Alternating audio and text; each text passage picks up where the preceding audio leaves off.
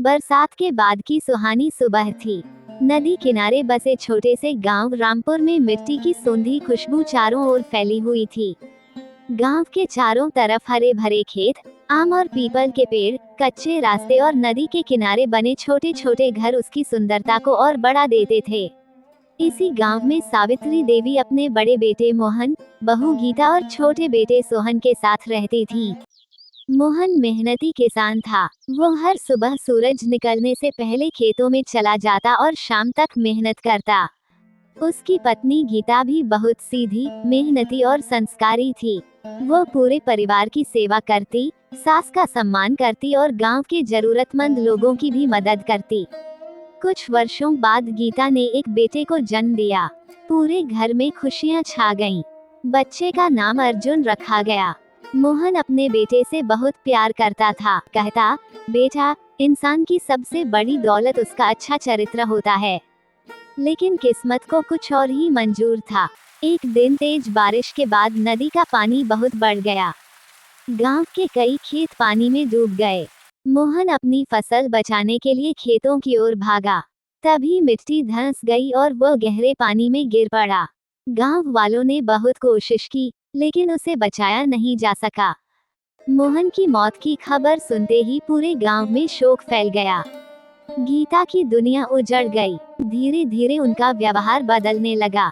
कुछ महीनों बाद उन्होंने गीता को मनहूस कहना शुरू कर दिया। तेरे कदम पड़ते ही मेरा बेटा चला गया। तू इस घर के लिए अपशकुन है। गीता हर बार चुपचाप आंसू पोंछ लेती। वह सोचती कि समय के साथ सब ठीक हो जाएगा, लेकिन ऐसा नहीं हुआ। सावित्री छोटी छोटी बातों पर उसे डांटने लगी। कभी खाने में कमी निकालती, कभी काम में गलती बताती। गीता सुबह से रात तक काम करती, फिर भी उसे कभी सम्मान नहीं मिला। उधर अर्जुन धीरे धीरे बड़ा होने लगा। वह पढ़ाई में बहुत तेज था और अपनी माँ की मेहनत को अच्छी तरह समझता था। उसने कई बार अपनी दादी को माँ पर चिल्लाते देखा, लेकिन वह छोटा होने के कारण कुछ नहीं कह पाता था। समय बीतता गया। अर्जुन ने मेहनत करके शहर के कॉलेज में दाखिला ले लिया। गीता घर पर रहकर खेत और घर दोनों संभालती रही। एक दिन गांव में पंचायत के बाद कुछ रिश्तेदार घर आए। उनके सामने सावित्री ने गुस्से में कहा, अब मुझे इस विधवा का बोझ नहीं उठाना। यह मेरे घर से चली जाए। उसने कांपती आवाज में कहा, मां जी, मैंने इस घर को अपना घर माना है। मैं कहाँ जाऊंगी? सावित्री ने कठोर स्वर में कहा, जहाँ जाना है चली जा। इस घर में तेरे लिए अब कोई जगह नहीं है। गीता की आंखों से आंसू बहने लगे। गीता पूरी रात नदी किनारे बने पुराने शिव मंदिर की सीढ़ियों पर बैठी रही। उसकी आंखों से आंसू रुकने का नाम नहीं ले रहे थे। उसके मन में बस एक ही चिंता थी, जब अर्जुन लौटेगा तो उसे ये सब कैसे बताएगी। उधर शहर में अर्जुन की पढ़ाई पूरी हो चुकी थी। उसे एक अच्छी नौकरी भी मिल गई थी। पहली तनख्वाह मिलने के बाद उसने सबसे पहले अपनी माँ के लिए एक सुंदर साड़ी, दादी के लिए गर्म शॉल और घर के लिए कुछ जरूरी सामान खरीदा। उसके चेहरे पर खुशी थी। वह सोच रहा था कि आज माँ बहुत खुश होगी। तभी उसके बचपन के गुरुजी मिले। उन्होंने धीमी आवाज में कहा, बेटा, पहले अपनी माँ से मिल लो।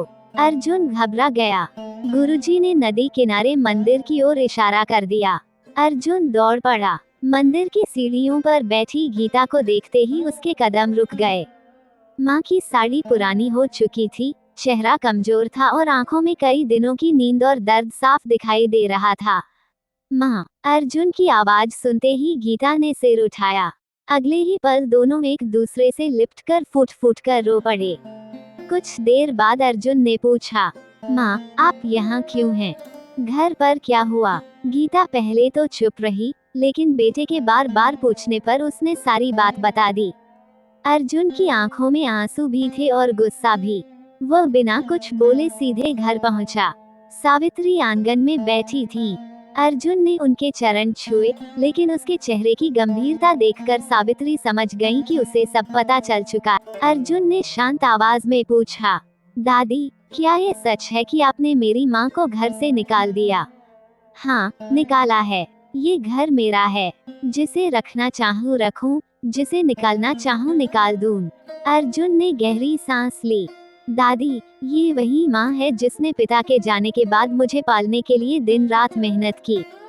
खुद भूखी रही लेकिन मुझे कभी भूखा नहीं सोने दिया। खेतों में काम किया, लोगों के घरों में सिलाई की, फिर भी कभी शिकायत नहीं की। सावित्री चुप रही। अर्जुन ने आगे कहा, जब मैं पढ़ रहा था तब माँ ने अपने गहने बेच दिए, लेकिन मुझे कभी पढ़ाई छोड़ने नहीं दी। अगर आज मैं नौकरी पर हूँ तो सिर्फ अपनी माँ की वजह से। जिस माँ ने अपना पूरा जीवन इस घर के लिए लगा दिया, उसे विधवा होने की सजा देना कहाँ का न्याय है।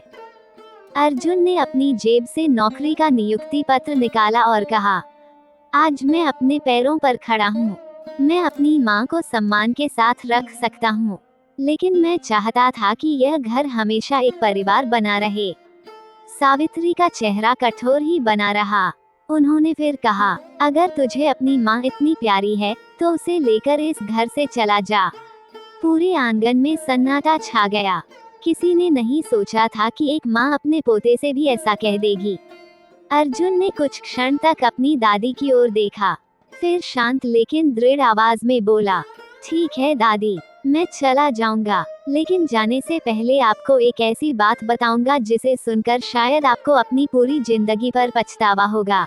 दादी, आज मैं आपको वह सच बताऊंगा जिसे आपने कभी जानने की कोशिश ही नहीं की।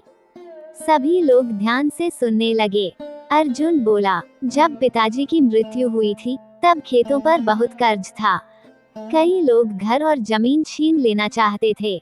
उस समय माँ चाहती तो अपने मायके चली जाती, कोई उन्हें रोक नहीं सकता था, लेकिन उन्होंने ऐसा नहीं किया। गीता ने सिर झुका लिया। माँ ने अपने सारे गहने बेच दिए ताकि खेत बच जाएं।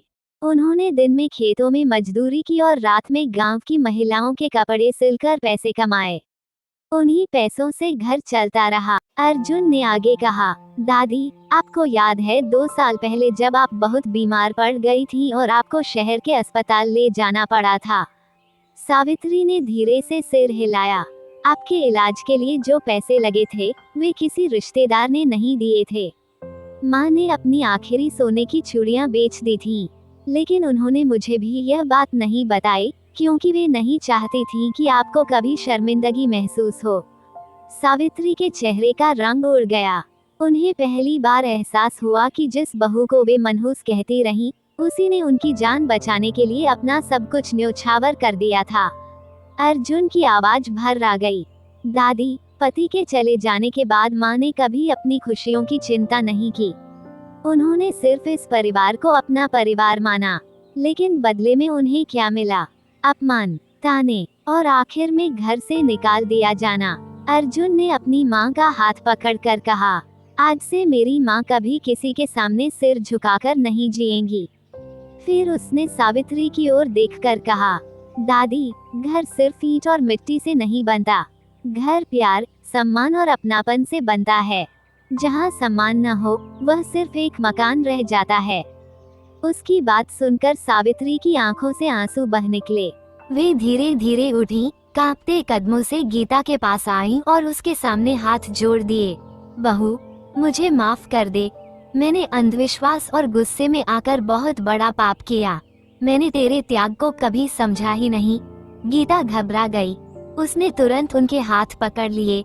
मां जी, ऐसा मत कीजिए, आप मुझसे बड़ी हैं। सावित्री फूट फूट कर रो पड़ी। नहीं बहू, आज मैं सचमुच छोटी पड़ गई हूँ। तूने मुझे माँ माना, लेकिन मैं तुझे बेटी का सम्मान नहीं दे सकी। सावित्री ने गीता का हाथ पकड़कर कहा, बहू चल, अपने घर चलते हैं। इस घर की असली लक्ष्मी तू ही है। गीता ने मुस्कुराते हुए उनकी बात स्वीकार कर ली। समय के साथ वो घर फिर से हंसी और खुशियों से भर गया। नदी किनारे बहती ठंडी हवा अब उस परिवार के दर्द नहीं, बल्कि उनके प्रेम और एकता की कहानी सुनाती थी। किसी व्यक्ति का मूल्य उसके वैवाहिक जीवन या परिस्थितियों से नहीं, बल्कि उसके कर्म, त्याग और चरित्र से होता है। जो परिवार सम्मान, प्रेम और न्याय को अपनाता है, वही सच्चे अर्थों में सुखी और समृद्ध बनता है।